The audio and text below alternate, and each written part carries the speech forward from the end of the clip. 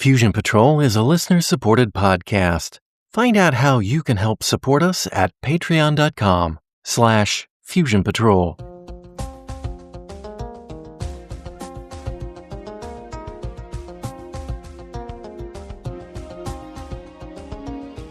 This is the Fusion Patrol podcast. Each week, we look at a different science fiction TV episode or movie and overanalyze it to within an inch of its life.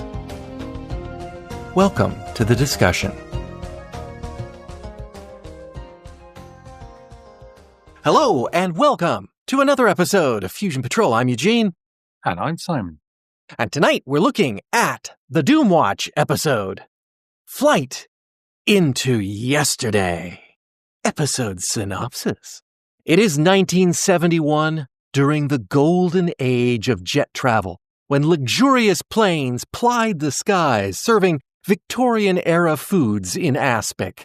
And it is on the tail end of a series of rapid turnaround London to Los Angeles to London luxury flights that Dr. Quist finds himself disembarking his plane and being whisked immediately to a meeting at number 10. Quist appears to be drunk and is sent home. The minister sees this as his chance to get rid of Quist once and for all. Back at Doomwatch HQ, Barbara, who was also on the trip, isn't at peak performance either.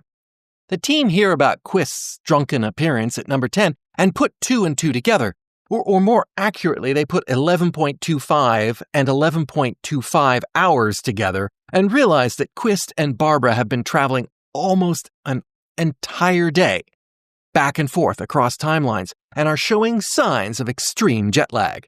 Faye Chantry begins testing Barbara's reaction times.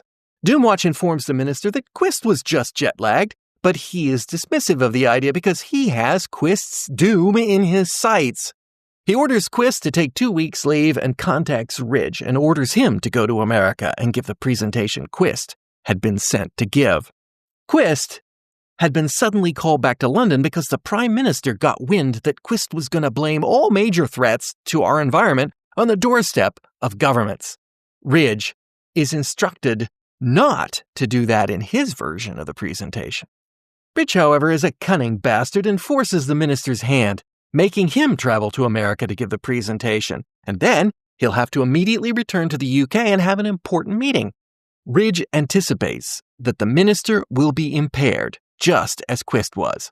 The minister knows this is what Ridge is doing, but scoffs at the notion that he will have problems.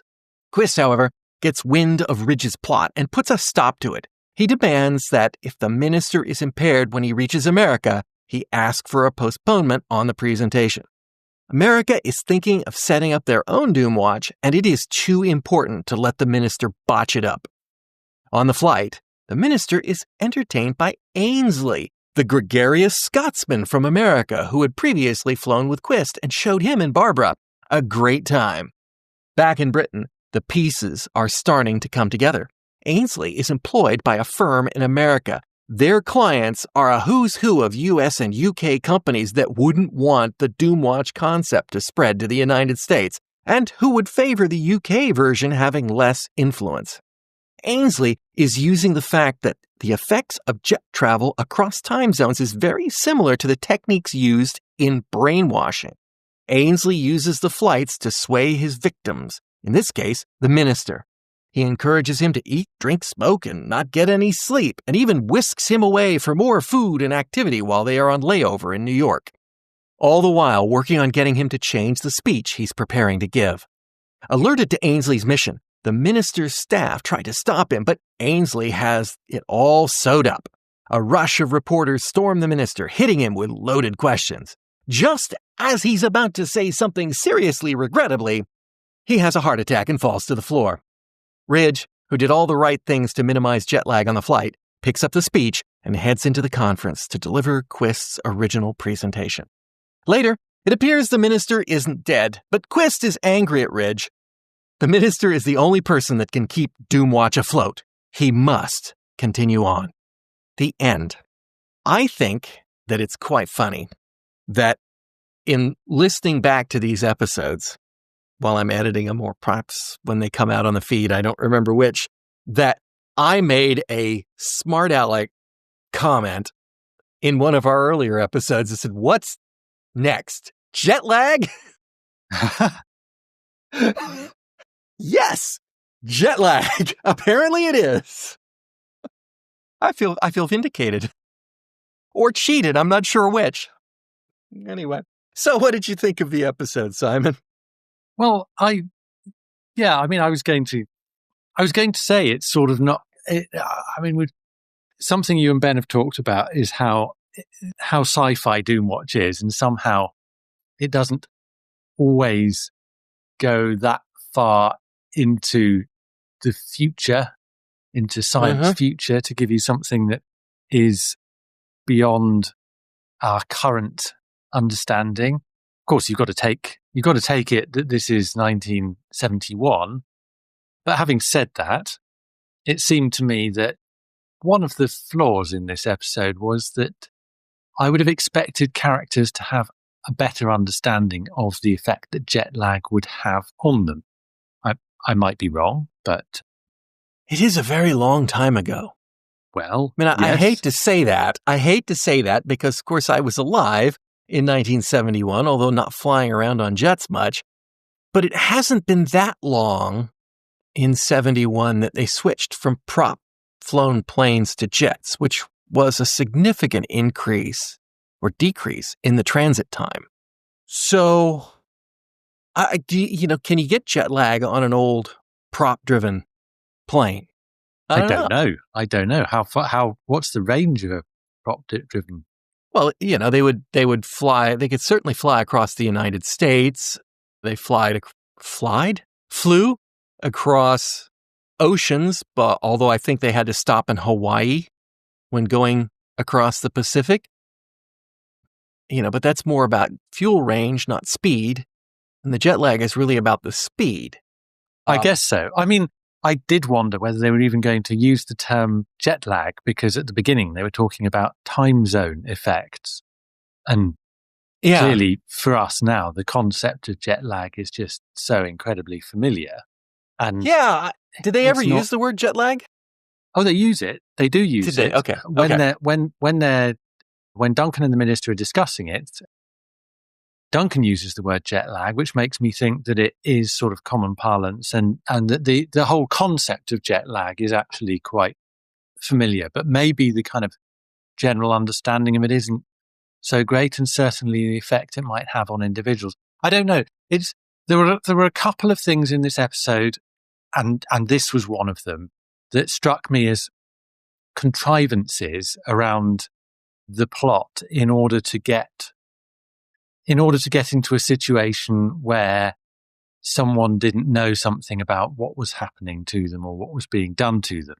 And I have to say that I quite liked the central idea of the sort of brainwashing plot, or the kind of antagonist being scheming to use brainwashing techniques without the brainwashee even being aware that those techniques were being exercised on it. And it reminded me of the kinds of plots that the Avengers would have been using only a couple of years before this, really, albeit in slightly more outlandish ways, the Avengers being the Avengers. But the episode in particular that springs to mind is Death's Door, because it's sort of having the same effect of disrupting a conference by playing on people's psychology. But it was a concept they returned to time and time again, because it is quite sort of fascinating and slightly frightening idea that someone could have access to aspects of your psyche without you even knowing it in order to bring about some effect on you. And what was nice about the way it was, because we're obviously in Doomwatch, we're not in the Avengers, so it's much more down to earth. And so it was done with a much more kind of yes minister approach, where the way in which it was the the kind of subterfuge was maintained was to play on the minister's pride, so that, for example, when he had flown to Japan, he was convinced that it was a success. And I thought, yes, that is quite plausible.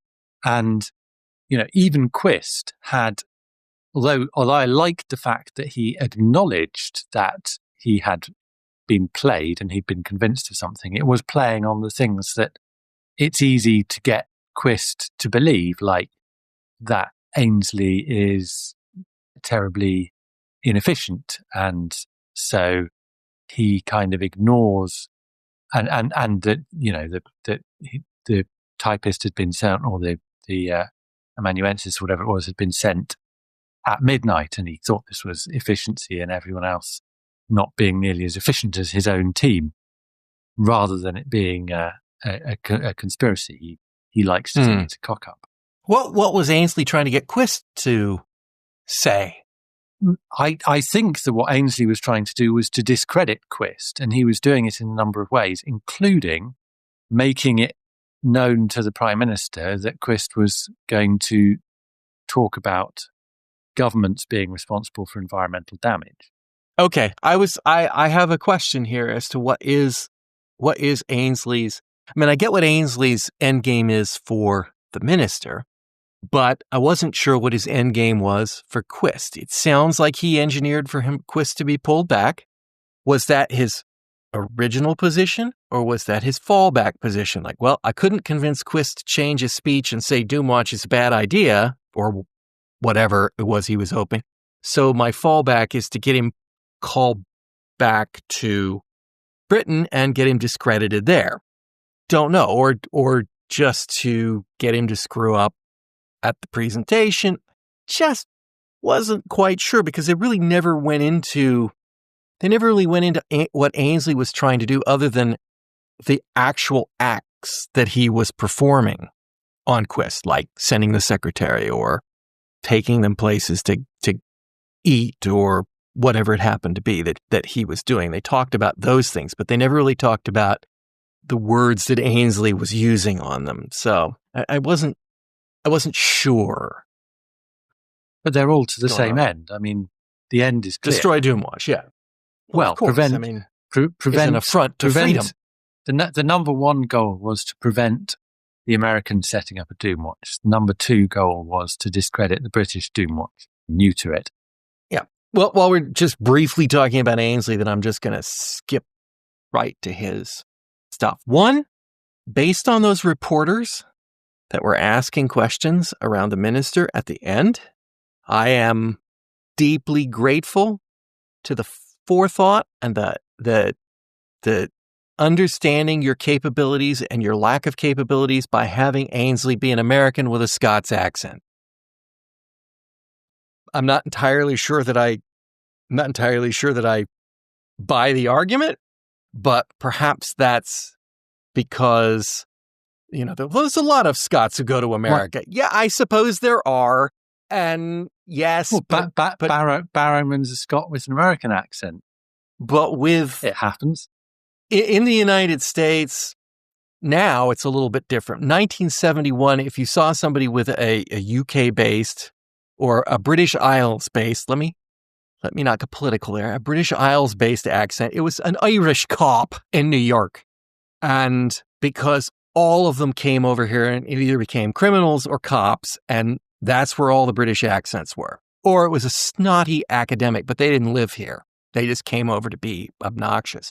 And so, when they talk about us, they have, he's just an immigrant. Lots of Scottish families moved to America. And then he's got this broad accent. My first thought was, we're still doing that first generation, not a Paddy, obviously, because he's Scots, but it just didn't go right. But then I heard the Americans reporters, and I thought, yeah, good they didn't try. Good they didn't try. I have to say, I didn't give it a second thought. I mean, I didn't see the significance. I was more taken by the fact that it being Robert Urquhart, and apologies, spoiler coming up for an episode of the Avengers here, but he is in one of the best episodes and he Is an American. excels as a Scot. Oh, okay. Well, I don't know. He's in a couple of episodes, but I Wish You Were Here is certainly not one of the best ones. I'm thinking of Castle Diath, where he's Angus Diath. And so he excels at playing these very, very kind of personable, charming, charismatic people who are, the very spirit of hospitality in the way that they behave, and yet have behind it all their own deep and sinister private agenda. So as soon as he was on, I was like, oh yeah, I'm not trusting him. I remember what he tried to do to Mrs. Peel. Oh yeah, Castle Diath. I remember that one. At one point in this episode, of course, we get all right. Let me take a step back. We talked previously, and I cannot for the life of me remember which particular episode it was. Maybe it was more than one episode, about how it was a real problem, and we felt they could have handled the entire episode on the real problem, but somewhere about halfway through, suddenly they took a bit of a left turn, and it was now a much more unrealistic problem. And that diminished it. And obviously, I don't think you feel that way about this episode, but it reminded me of that very much. Jet lag is a problem. Does jet lag cause problems? It's part of our modern era. Do we need to take into account for it? And 3/4 of the way through, by the way, they're brainwashing people. Oh, but it wasn't 3/4 of the way through. It was, I mean, I agree with you, but I felt more that it should have got on with the brainwashing. It's sort of the other way. They should have got on with the brainwashing earlier and not bothered with the jet lag thing, because that just did seem to me a bit of an unlikely way of trying to you see the problem with the whole jet lag thing was that you got into this situation where the minister was, I mean, I quite liked the sort of politics and the motivations of it, but the minister was essentially trying to say Quist is susceptible to the jet lag because he's not up to the job. Yeah. But I won't be affected by the jet lag because I'm too tough and resilient. And Prime Minister. Yes. And that, I mean, I suppose that's where it came from. That's kind of necessary for you to get into the situation that you get in. But it just seemed to me all slightly implausible, because then Ridge's plan was that he would prove that the minister was affected by jet lag, and therefore he would either discredit the minister or he would redeem Quist. But it all depended on the effect of jet lag presenting in a certain way, which, seemed to me quite actually a quite individual thing. And the idea that it would prove something one way or the other, which both Ridge and the minister appeared to have got into, was nonsense. I mean, it's anecdotal. It's the effect it has on a couple of people. So although I liked the fact that the minister was clearly there was a bit of psychological locking horns going on between Ridge and the minister, which was one of my favourite things in the episode, because the minister clearly thought that he could play on Ridge's vanity and appeared to be doing that, and maybe even did successfully a little bit. And Ridge was playing on the minister's pride, and that certainly seemed to work. And yet at the same time, both Ridge and the minister were sufficiently self-aware to say, actually, I know that's what the other one is doing, but nevertheless, I'm going to do it anyway. And I think if they hadn't had that self-awareness, they would have been rather more caricatures than we know them to be. So, I like the fact that I feel Ridge upped his game in this one. Not only did he play on the minister's pride, but he ran around him and brought the hammer down from above on him too, by getting somebody over at Parliament to bring up questions about decisions that made the minister in a position where he even more had to prove that this was wrong. And, whereas the minister was trying to play on Ridge's vanity, he was, an amateur compared to Ridge at this game, as he should be, Ridge being former MI6. Well, perhaps the minister has natural advantages in that he has more within his gift to offer, but Ridge made use of his contacts and his cunnings quite effectively. Mm-hmm.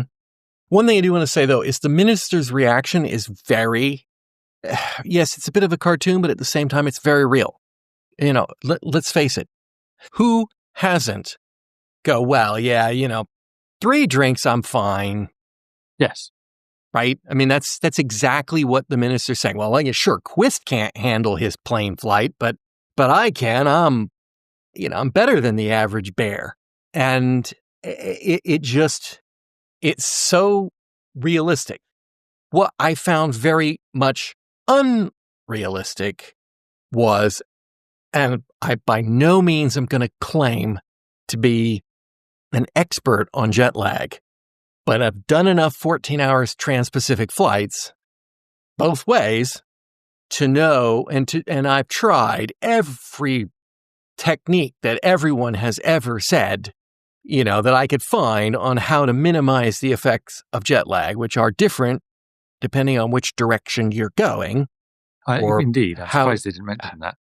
I thought they did at one point very early something about the east-west difference, but they really didn't. It just sort of, particularly going this way, it really wasn't later on a problem. In fact, if you'd flown all the way over and then you'd flown all the way back, wouldn't you be fine?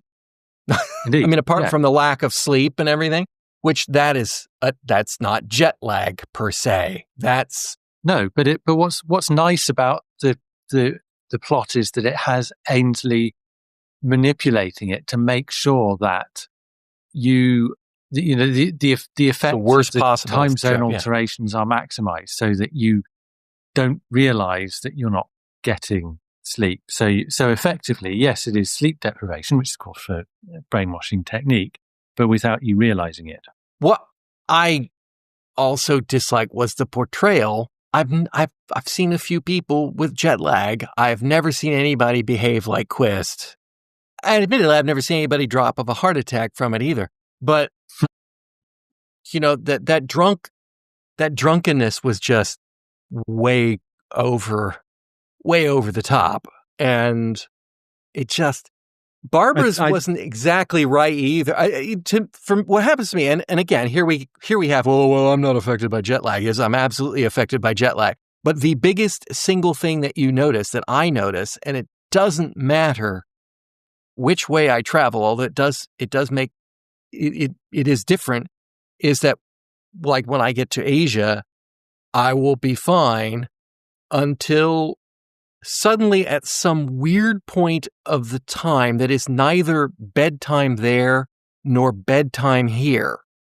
And just suddenly my body will go, you are asleep now. And it just, boom, there is nothing you can do except crawl off somewhere and go. And the opposite happens when I come back, which is I just wake up at weird times, no matter when I get to sleep, no matter when I eat. Doesn't matter when and also I can tell you when it is lunchtime, no matter where I am back at home, because it's time to eat. It's very weird. I'm sure I'm impaired, and I'm sure I'm tired and cranky coming off the plane, because I don't travel well anyway, because nowadays when you're 6'3" and you're stuck in an airplane, that is not an enjoyable thing. This is not like those beautiful giant seats that Quist and the gang were sitting in on that plane, which I'm guessing was first class, but hey, it doesn't matter. That just...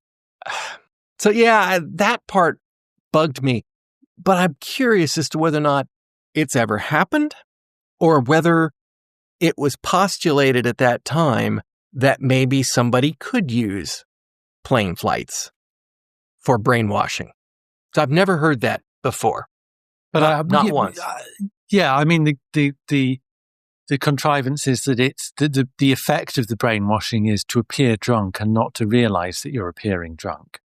And I have no idea whether that is in any way remotely plausible, but I'm inclined to believe it is, purely because it gives us what has to be the best pre-titles of any episode of Doomwatch so far, when it's Dr. Quist is drunk. Boom, cue titles. Bum, bum. It's the Doom. Yes. I mean, I guess that's better than blowing up Toby might tie with it, but I'm not sure if that counts because that was just a recap. So I'm calling it. It's the greatest. Better than injecting some fish. I was going to say it's so much better. It's up on par with Trial of a Time Lords. Some of those. The charge is genocide.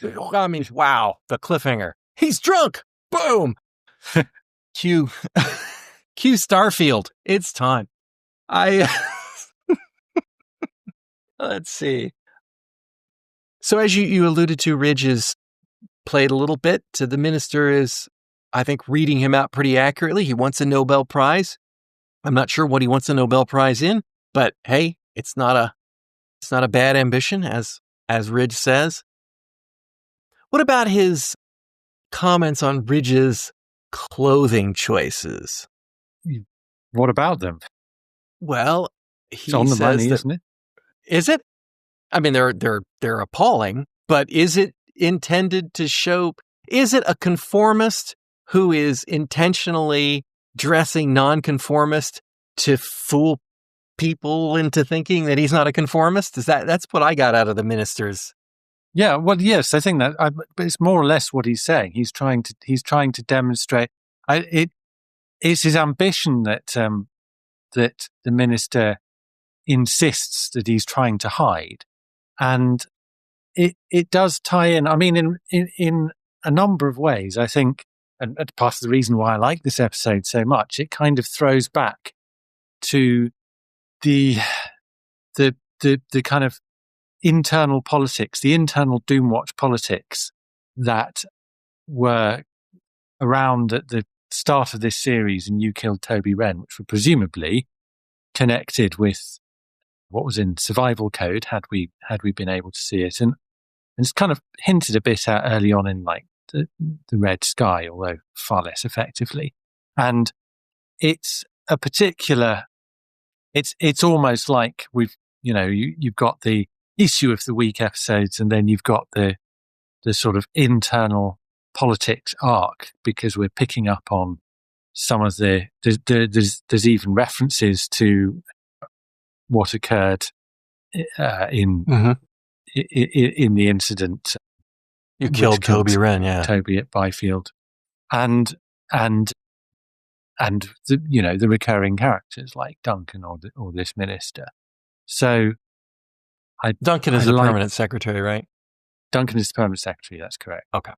So yeah, I like that, and I like the fact that it gives these characters a chance to develop a history, and so to me it makes perfect sense that is how the minister reads Ridge, because he's aware of this past that Ridge has had, and I think it makes sense. I mean, I'm certainly willing to buy it, because it does explain why Ridge did what he did then, and yet Ridge has stayed around at Doomwatch, and he is a bit mercurial, I think. When he turns up in a suit in the next scene, although it quickly becomes apparent what he is up to, I'm not ready to predict it. I kind of think, oh well, maybe he has decided that he quite wants Quist's desk. And obviously his colleagues are willing to believe that too. So I think there's something in it. Ridge takes his speech to the minister for approval, and the minister thinks it's really good, to which Ridge dumps on him. That's Quist's speech. This is obviously down to the minister just doesn't trust Quist. There's a question somewhere in this episode about where Quist's allegiances are, and whether it's to, forgot what his choices were. The government was one of them.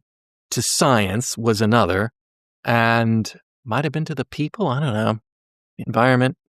But it's an important distinction in this episode, that we understand that there is, maybe I take it wrong, truth, fact, and then there is political truth and political fact. And, even the minister tells Ridge, yeah, all the threats in the world are the government, basically. All major threats are the government. And they're at the door of the government. But I'd never say that in the public because, that would be... And who would he say it to? I mean, the thing is, there are more shades to it than that. Question: who is the minister's loyalty to? That's a good question. Is it the party? Is it to power? I think one of the things here is that there are various agendas at play here, and the idea that the government is a single entity is, of course, massively, massively simplistic. The government of the day is made up of a number of different individuals, each of whom have their own agendas. The minister is one of them. And it's the thing that's interesting about Quist is that I don't think there is any sense that he has... The minister recognizes that he doesn't have any personal allegiances. Quist does not have any personal allegiance. I think in some way his early hopes with Ridge, and I think their relationship has maybe developed beyond this, but his early hopes with Ridge was that he could develop a personal debt by being the one who got him Quist's job. And then he would know that someone was in that role who owed him something. And the reason he might want to know what Quist's motivation is because it makes it easier to know which way he's going to go at any one time. To me, the minister is not necessarily telling the truth to Ridge when he says that those are his beliefs. He's telling Ridge what he thinks Ridge wants to hear, but his own view of, and I love the fact that at the end of this episode we have Quist saying, actually the minister is who we want in play. All of this stuff reminds me massively, massively of Yes Minister, with all of the it is a sort of chess game between the politicians and the civil servants, of whom Doomwatch, because they're permanent, are effectively they are part of the civil service. And it reminded me in particular of an episode, The Devil You Know, where everyone is convinced there is going to be a reshuffle. Right. And Hacker is running around trying to find out whether the Prime Minister thinks he's done a good job or a bad job, because it will affect whether he gets a better position or a worse position. But Humphrey and Bernard are also trying to find out, well, Humphrey at least is also trying to find out which minister they might get instead. Bernard's view is that it's better that Hacker stays because he's just starting to learn the ropes and to understand how the department works. And Humphrey's view is that it's better that he goes for exactly the same reasons. And I think what we've got a kind of glimpse of here is that something incredibly similar is going on with Doomwatch. Its position is precarious. There's an allusion early on in this to how, when they're talking about having an American Doomwatch, and the Americans are very interested in it, they're also saying Doomwatch makes the cabinet nervous. And it's like a double-edged sword. It could go either way. Doomwatch could be good. It's good if the Americans are lapping it up and it's going to get you some cachet with them. It's good if it exposes some negligence on the part of one of your political enemies is not so good if it exposes some negligence on your part. And context is everything in terms of this. The more independent it is, and I think that's the key about where Quist's allegiances lie, the more of a threat it is, because it is impossible to control. But at the same time, you don't necessarily just want to get rid of it. And all of that, I think, makes for incredibly effective political intrigue. So, question, Quist's final comments to Ridge about how they want, this is the minister that they need in place. First off, you could take it to mean, I could have taken it to mean, that the minister's comments to Ridge about laying the problems at government's doorstep privately may be a true thing, in much the same way that the minister knows that the jet lag is a problem, but he's going to play it like it isn't. And whether that's pride or whether that's chess, and he's bluffing, hard to say. I think it's pride, but it's a little of both. And if Quist thought that the minister actually understood that, then Quist could see him as someone better than someone who absolutely does not understand that. So there's the devil kind of aspect to it. If you take it that the minister doesn't believe this, I find it hard to believe Quist would think that minister needs to stay. And part of this I disagree. Sorry. I was going to say, part of the problem here is that if this had been the same minister we'd had all along, I'd be a lot happier with it. But they changed it up there with the fish episode. And then apparently they went back to the old minister. How does that work? Does that happen in Britain when governments change? Do you just take Minister A goes to Minister B and then back to Minister A again? It can do, but I don't think there's any indication that the government changed. I don't think. Okay, it might not be the government change. That's right. He just suddenly we got a new boss. So we know I'm going to suck up to him. We know who it is. We know. What do we know? We don't know. We don't know whether this minister is the Secretary of State for whatever it is that we think this department is. Yeah, it's just the minister. He's just the minister. So, but he's clearly Quist's boss. Well, and in the fish episode, it's like we got a new one. But there's a new minister. There's a minister who is new to his position. It's not clear what his position is. I thought it was clear that it was Quist's boss, the minister in charge of Quist. But I'm not sure that there is a minister in charge of Quist, because Quist is a civil servant. Don't all civil servants ultimately be part of an org chart that there's a minister above somewhere? I mean, admittedly, the government where you've got the minister so a permanent secretary or some position like that's ultimately they've got to answer to somebody. I don't think he answers directly to the prime minister. No, but he's a civil servant. So for one thing, the civil service working in a department will be part of a civil service organization for the most part within that department. And there will be nowadays one or two members of the civil service who are political appointments. If the politicians change, they change. Otherwise, the civil servants do not change. So they're not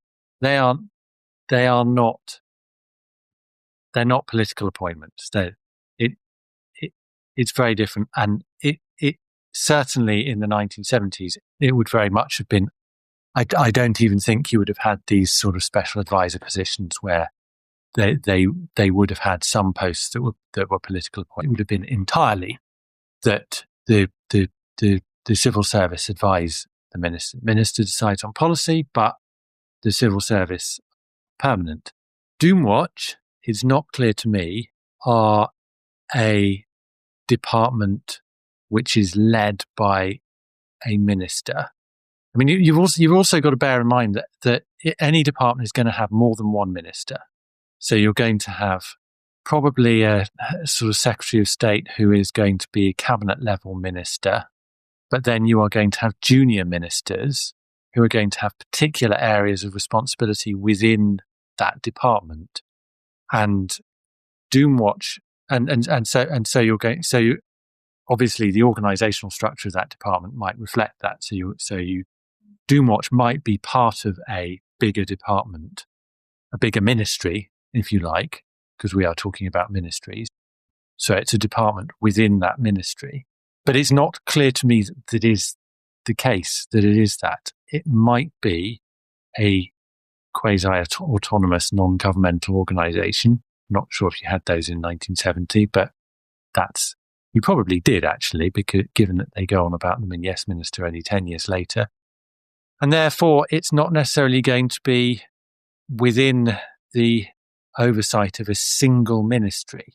And we get this a lot in Doomwatch, which is one of the things that suggests to me it has a more arm's length relationship with the kind of ministries within Whitehall, because they do work for the Department of Health in some episodes, and they do work for the Department of, is it National Security or something that this minister is the minister of?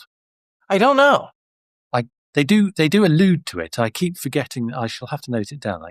I just have always assumed that it's like all old British television and all, as we've discussed with Quatermass, there's always a vagueness to the way they structure things, so they don't use real names and departments. They make something up it's like Hacker's not in charge of a real department per se. He's Department for Administrative Affairs. That's not really what it's called, though, right? There is no in Britain. There isn't, exactly. Indeed. See, it's made up. Obviously, there is a department that does administrative affairs. So I'm guessing that. I think that Doomwatch is something of a hybrid. Whatever it's called, it's National Safety and Security or something like that. What sounds like the ministry that has overall responsibility for the area that Doomwatch works in doesn't sound to me like an actual ministry, but then they do seem to have connections to, they're seconded to work on something for the Ministry of Health or Ag and Fish or whatever it is. And those sound much more like, they're the real thing, in other words. So the question is, when Quist goes to impress a minister, which department is that minister of, and is it in the same ministry? Is it a junior minister in the same ministry? Is it Secretary of State within that ministry, or is it someone within a different ministry that Doomwatch has a close working relationship, and the need to impress them is because of that ongoing close relationship? Because I get no sense that our minister in Flight into Yesterday is not the same minister who has been in post for when was it we first saw John Barron? I think we first saw him in first or second episode. Yes, first he's episode. In Plastic Eaters. He's in Plastic Eaters. Yeah. He's in Plastic Eaters. So there he is. But just a quick search, you've got a different minister in Burial at Sea. You've got a different minister in Tomorrow the Wrap. You've alluded to having a different minister in Battery People. Yeah. We've got one of the previous ministers recurring in Survival Code, and John Barron then recurring in You Killed Toby Wren, and then reappearing in this one as well. And he never comes back because he's dead. So we've got essentially we've got a lot of people. We've got a lot of people as ministers, and but there's a difference in the way they refer to him. No, I don't think they're all referred to as just the minister. They never. I mean, it is slightly strange because they don't say the minister for any minister will have a particular responsibility. They'll be the minister for this or the minister for that. No, I mean, you talk about the minister. There's there's a way they talk about him. There's a way that they skirt around him like he has power over them, as opposed to there's a minister over there who's being a pain in the butt. That, this guy is clearly over Quist in some way. Whether there's a civil service dichotomy there. The issue, I don't think we'll solve this, but the issue with Doomwatch may be because it's not a question of being the guy being his boss. He's not. Quist is a civil servant.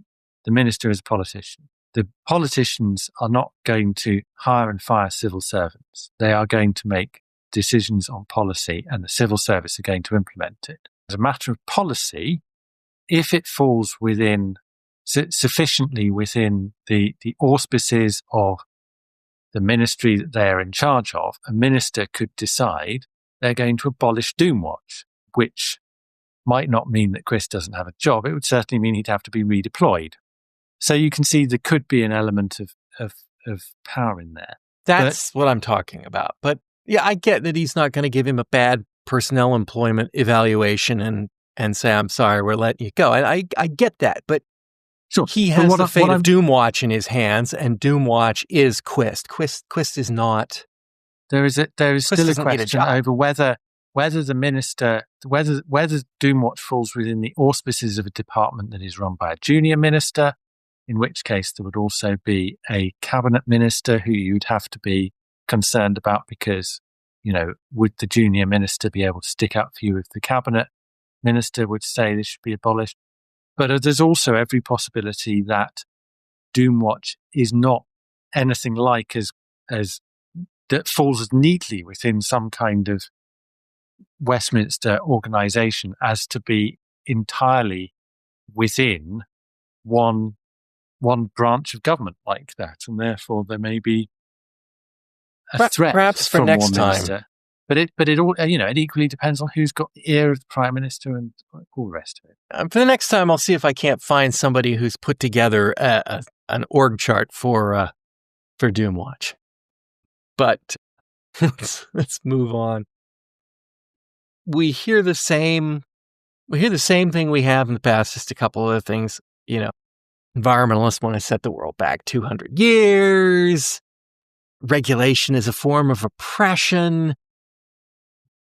The Doomwatch should be there to absolve the public guilt, but they should put up a good fight but never win. Those things are just so repugnant. And of course the whole America is the land of freedom and regulations against freedom. I wish I had never heard that phrase, but I've heard it so many times in my life. If we just do what you want, everything will be fine because that's freedom. I wish these didn't ring so true, honestly. I mean, not true as in I know environmentalists want to set the world back 200 years, but that you're saying they are authentic representations of arguments that are frequently used. Yeah, very much so. And although, some environmentalists probably do want to set the world back 200 years, but, that's not, you can't paint that as a group and say they all want to do that. So. Great lines, the dark satanic mills that people fight for, the green and pleasant land strictly for the picnics. Yeah, same thing. So what are you going to do with all that green grass? Just have a picnic? Come on. You could plow that under and make stuff. Sell it to the Chinese.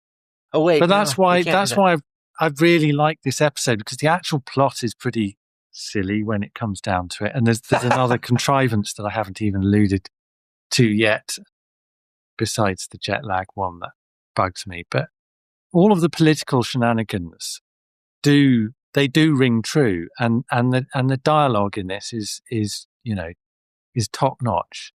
Don't bother to stop for lunch at your club, he says, and he said, well, stopping from lunch at my club may be the best way to find this out.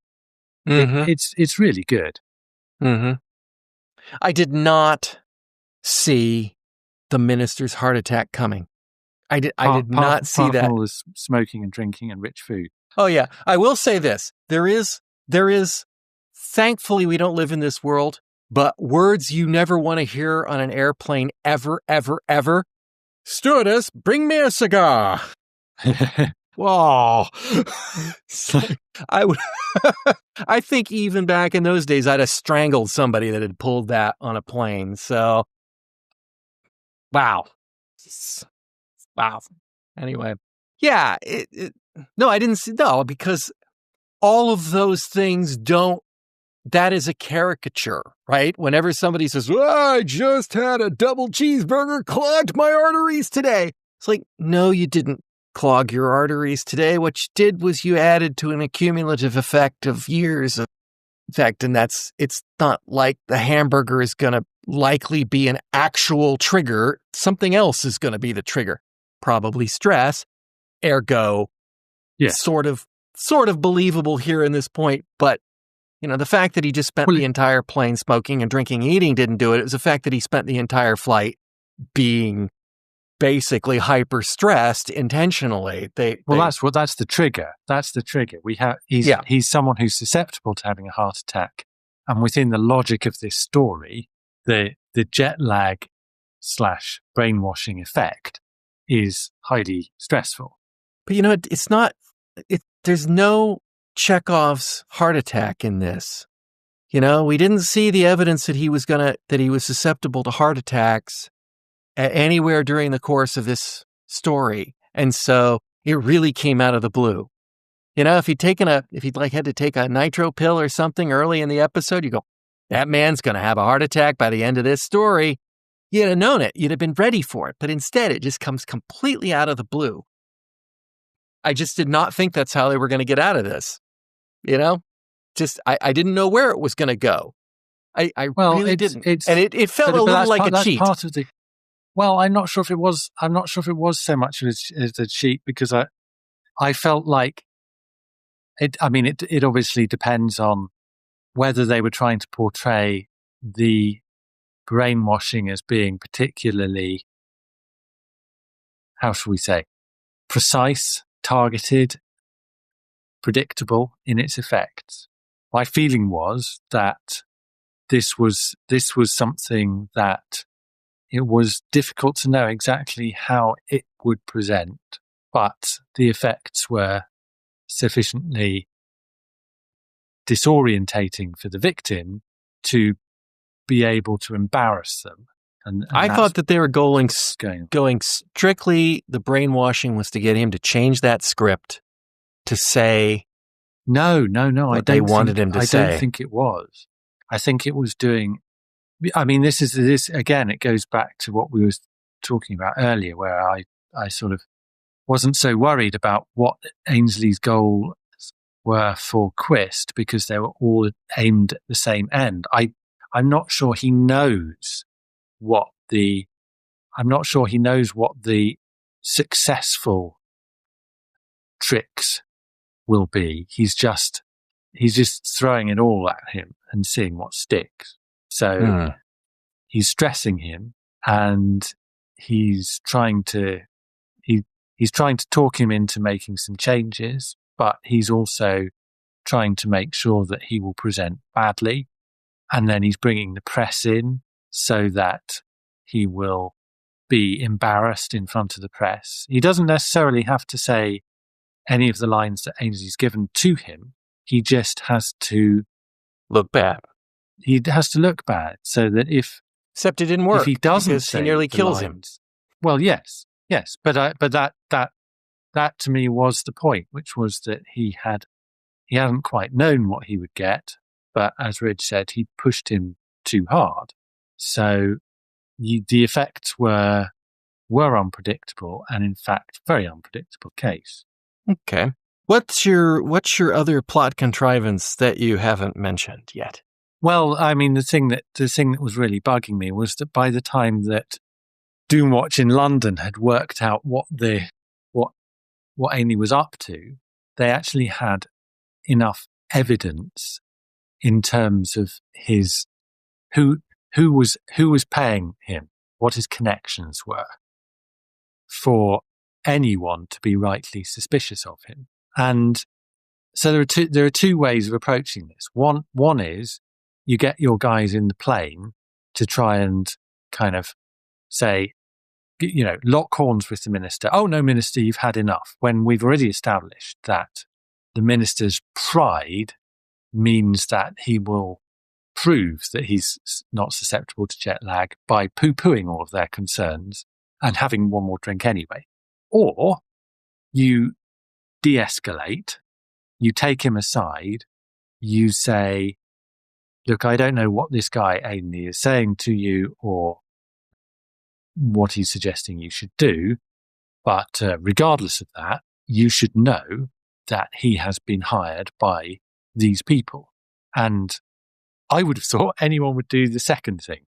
Mm-hmm. But and that's, that would seem to me, and the minister on receiving that information, because as we've said, he's not a complete cartoon, he would stop behaving as much as a buffoon and he would actually reflect on it. But obviously that would spoil the drama. So, well, also he's already formed a bond with his tormentor because, as Quist says, you get to like the guy because you don't want to admit you've been played. Sure. So, and I like that. That works very well. It's more that the advisors don't see that themselves. They're basically idiots. You're talking about Q there. I am indeed. They should have spotted what was going. I mean, Q apparently got lost, didn't he? Because he wasn't even at the lunch where this bevy of journalists turned up. So I'm willing to buy that he is an idiot, but still, you don't think? Well, he probably they probably did something to intentionally prevent a press manager, whatever his title was, to be at a press event. Okay, I'll give him the benefit of the doubt. I'll give him the benefit of the doubt because obviously they, to some extent, they played tricks on Quist without him knowing that tricks were being played on him. But by the time they know who Ainsley is and what his connections are, they should know that they need to up their game.